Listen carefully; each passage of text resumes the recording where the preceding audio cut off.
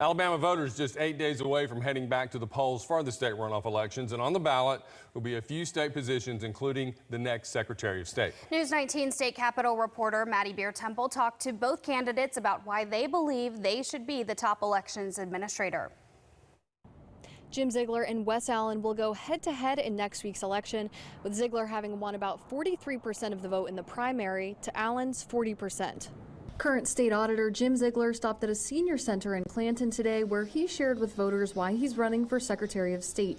Ziegler says his record as auditor shows he's a watchman over state government, noting he filed the first ethics complaint against former Governor Robert Bentley. If actions speak louder than words, then Jim Ziegler should be the Secretary of State. Ziegler says if elected, he would work to increase voter turnout and ensure Alabama's elections are secure. I would serve as a watchman for election integrity, against ballot harvesting, against election manipulation, against all mail-in balloting. Challenger Wes Allen is a current state representative and has spent 10 years as a Pike County probate judge, learning the ins and outs of local elections. I know what it's like to work with the circuit clerks and with the sheriffs and with the board of registrars and poll workers, and I've done it from start to finish. And so I think that's what the voters want. They want somebody with experience who's going to stand strong to make sure we've got good election security, election integrity, and transparency. As a lawmaker, Allen touts that he's sponsored and passed bills banning curbside voting and private money in elections. There's nobody else in this race with more experience